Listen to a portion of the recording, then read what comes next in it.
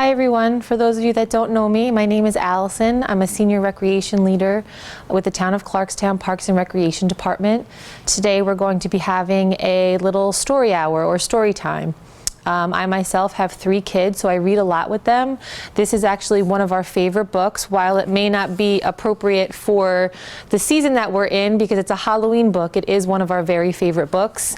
And as you can see how dingy and dirty it is, it was actually one of my books as a child growing up. So we're going to be reading Popcorn, a Frank Ash bear story.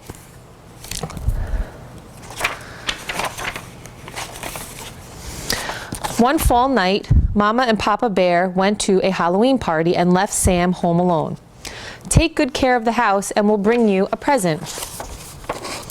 So he called up his friends and invited them to his house for his own Halloween party. While he waited for his friends, he made himself a costume. So you see him here on the phone. Wear a costume and bring something good to eat. He made his costume. He's dressed up like an Indian. The first to arrive was Betty. "I brought some popcorn for the party," she said. The second to arrive was Billy. He brought popcorn too. Bernie, Bonnie, and Buster also brought popcorn. In fact, everyone brought popcorn. The party was lots of fun. Do you see them all dancing and having a good time? Look at this one, sliding down the banister. When Betty said, "Hey, let's pop all that popcorn," everyone thought it was a good idea. With some help from his friends, Sam lifted Mama Bear's great big kettle onto the kitchen stove and poured in all the popcorn. See him there pouring it all in? He added some oil and salt and turned on the stove. Soon it began to pop. Pop, pop, pop. There was so much popcorn it quickly filled the kettle and spilled onto the floor. There was so much popcorn, it filled the whole kitchen. It spilled out into the living room. It filled all the rooms downstairs and crept up the stairs. There was so much popcorn, it filled the whole house. Can you see here how it's popping out of the chimney and out of the windows? What happened? Help! Who turned out the lights? Where did everybody go? Some party! Get me out of here! Everyone wanted to go home, but Sam said, "No, you've got to stay and help me get rid of all of this popcorn or I'll be in big trouble." So what do you think they did? Munch, crunch, munch, crunch, munch, crunch, gulp. They ate it. They ate and ate and ate and ate and ate and ate. And ate and ate and ate until all the popcorn was gone.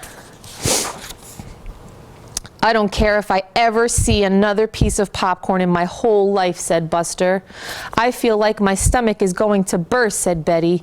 "Mine too," said Bobby. Sam felt the sickest of all. He said goodnight to his friends and cleaned up. Look at his face. And went to bed. Later that night, Mama and Papa Bear came home. "Wake up," they said. "We've brought you a present." "What is it?" asked Sam. What do you think it is? "Popcorn," they replied. Did you guys like that story? Okay, we're going to read another one now. This one is called Curious George and the Puppies.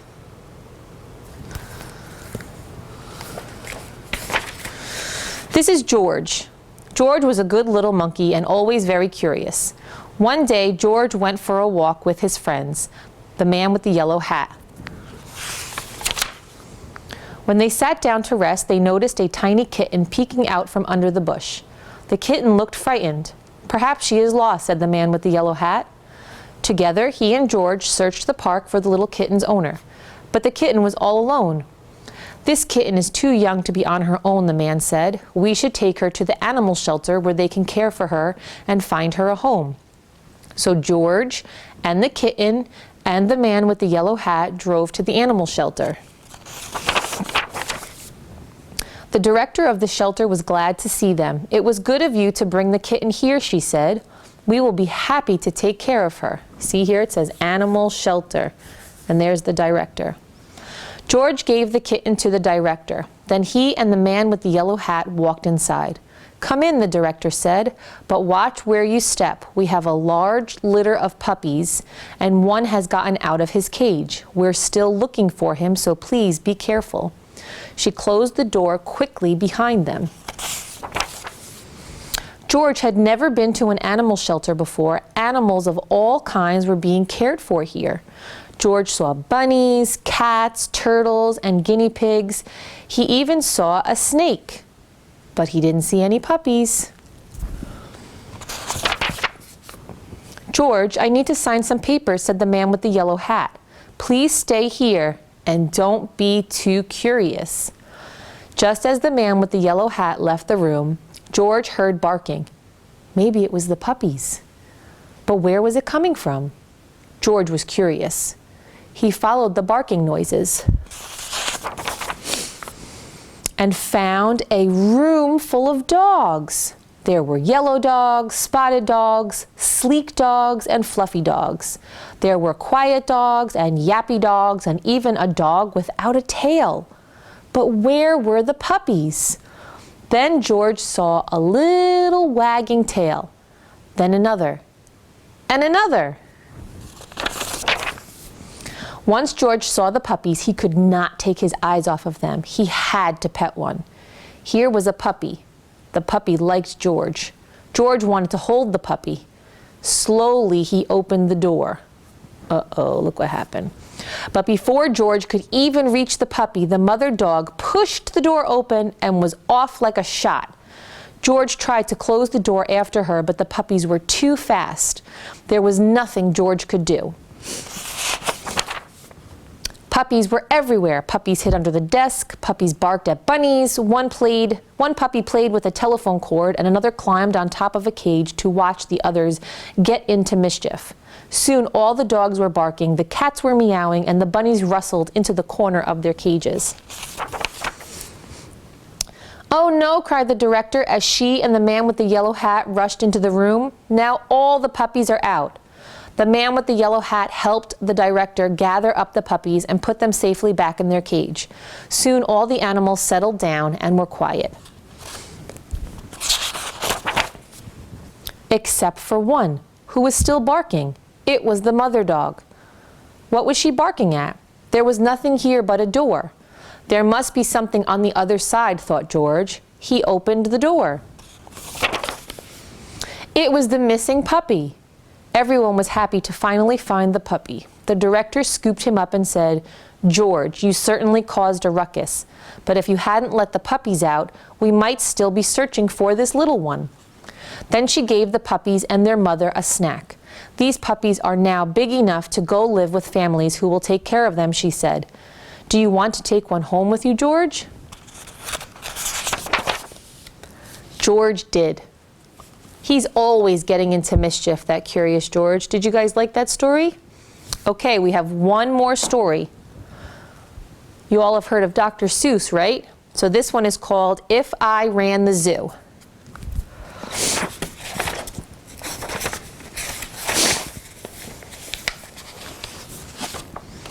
It's a pretty good zoo, said young Gerald McCrew, and the fellow who runs it seems proud of it too.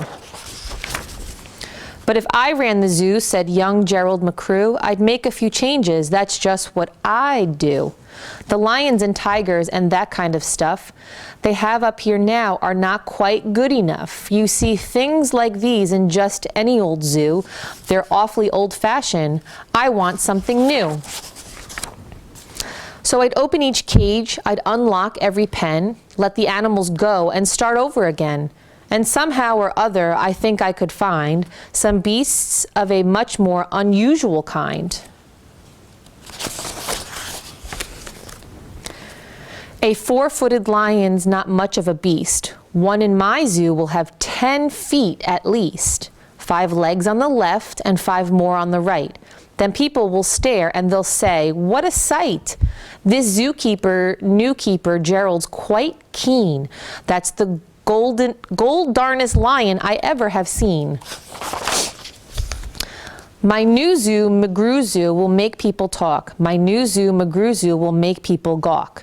At the strangest odd creatures that ever did walk, I'll get for my zoo a new sort of hen, whose roosts in another hen's top knot, and then another one roosts in the top knot of his, and another in his, and another in his, and so forth and upward and onward. Gee whiz! Do you see all of them? 1, 2, 3, 4, 5, 6.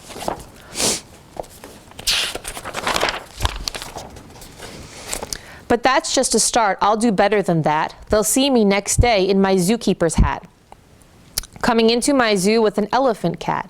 They'll be so surprised they'll all swallow their gum. They'll ask when they see my strange animals come, where do you suppose he gets things like that from? His animals have such a very odd faces. I'll bet he must hunt for them in rather odd places. And that's what I'll do, said young, That's what I'll do, said young Gerald McCrew. If you want to catch beasts you don't see every day, you'll have to go places quite out of the way. You'll have to go places no others can get to. You have to get cold and you have to get wet too. Up past the North Pole where the frozen winds squeal, I'll go and I'll hunt in my Skeagle-mobile. I'll bring back a family of what do you know, and that's how my new zoo, McGrew Zoo, will grow. I'll hunt in the mountains of Zumba-Matant with helpers who all wear their eyes at a slant, and capture a fine fluffy bird called a bustard who only eats custard with sauce made of mustard, and also a very fine beast called the flustered who only eats mustard with sauce made of custard. That doesn't sound very good. I'll catch him in caves, I'll catch him in brooks, I'll catch him in crannies, I'll catch him in nooks that you don't read about in geography books. I'll catch him in countries that no one can spell, like the country of Madafapel. In a country like that, if a hunter is clever, he'll hunt up some beans that you never saw ever. I'll load up 5 boats with a family of jotes, whose feet are like cows but wear squirrel skin coats, and sit down like dogs but have voices like goats, excepting they can't sing the very high notes. And then I'll go down to the wilds of Nantucket and capture a family of lunks in a bucket. Then people will say, now I like that boy heaps. His new zoo, McGrew Zoo, is growing by leaps. He captures them wild, he captures them meek, he captures them slim, and he captures them sleek. What do you suppose he will capture next week? I'll capture one tiny, I'll capture one cute, I'll capture a deer that no hunter would shoot. A deer that's so nice he could sleep in your bed if it weren't for those horns that he has on his head. And speaking of horns that are just a bit queer, I'll bring back a very odd family of deer. A father, a mother, 2 sisters, a brother, whose horns are connected from one to the other, whose horns are so mixed they can't tell them apart, can't tell where they end and can't tell where they start. Each deer's mighty puzzle he never yet found if his horns are hers or the other way round. I'll capture them fat and I'll capture them scrawny. I'll capture a scragglefoot milligatawny, a high-stepping animal fast as the wind from the blistering sands of the desert of Zinde. The beast is the best. The beast is the beast that the brave chieftains ride when they want to go fast and find some place to hide. A milligatawny is fine for my zoo, and so is a chieftain. I'll bring one back too.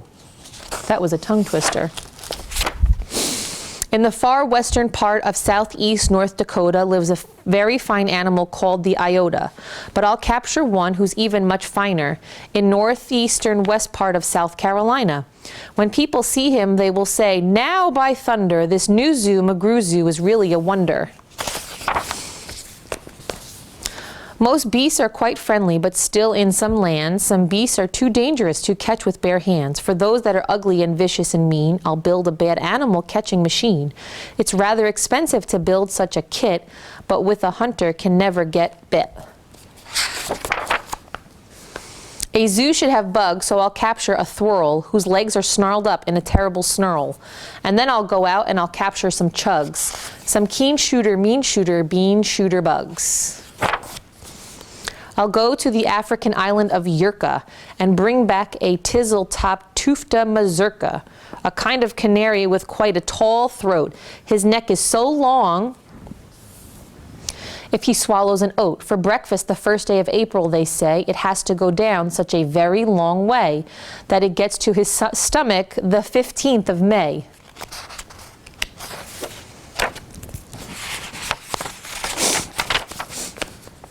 I'll bag a big buy who is very surprising, a feller who has a propeller for rising and zooming around making cross-country hops from Texas to Boston with only 2 stops. Now that sort of thing for a bug is just tops, and when I've caught him, then the next thing you know, I'll go and I'll capture a wild tic-tac-toe. With X's that win and with zeros that lose, he'll look mighty good in the zoos of McGrew's. I'll bring back a gusset, a gherkin, a gasket, and also a gotch from the wilds of Nantasket. And 8 Persian princes will carry the basket, but what their names are I don't know, so don't ask it. In a cave in Khartoum lives a beast called the Natch. No other hunters have been able to catch. He's hidden for years in his cave with a pout, and no one's been able to make him come out, but I'll coax him out with a wonderful meal that's cooked by my cooks in my cooker mobile. They'll fix up a dish that is just to his taste, 3 chicken croquettes made of library paste, then sprinkled with peanut shucks pickled and spiced, then baked at 600 degrees, and then iced. It's mighty hard cooking to cook up such feasts, but that's how the new zoo McGrew Zoo gets beasts. That was a tongue twister. Did you notice something different about this book? The words rhyme. That makes it a little bit more trickier to read. I'll go to the faraway mountains of Tobis, near the river of Nobis, and I'll bring back an obis, a short of a kind of a thingamabops, who only eats rhubarb and corn on the cops. Then people will flock to my zoo in a mops. McGrew, they will say, does a wonderful jops. He hunts with such vim and he hunts with such vigor. His new zoo, McGrew Zoo, gets bigger and bigger. And speaking of birds, there's the Russian Paluski, who's headed its resky and belly is bluesky. I'll get one of them for my Zooski Magrewski. Then the whole town will gasp, why this boy never sleeps, no keeper before will keep what he keeps. There's no telling what that young fellow will do, and then just to show them, I'll sail to Catrue and bring back an itkitch, a preep and a prue, a nurgle, a nerd, and a seersucker too. Those words are silly. Stop! Well, I should, but I won't stop until I've captured the Phizima-Wizzamadil, the world's biggest bird from the island of Gwark, who only eats pine trees and spits out the bark. And boy, when I get him back home to my park, the whole world will say, young McGrew's made his mark. He's built a zoo better than Noah's whole ark. The wonderful, marvelous beasts that he chooses have made him the greatest of all of the McGrewgas. Wow, they'll all cheer. What's this zoo must be worth? It's the gold-darndest zoo on the face of the earth. Look at all of that he's put together. Yes, that's what I'd do, said young Gerald McGrew. I'd make a few changes if I ran the zoo. That's it for our story time today. I hope you guys enjoyed it. Have a nice day.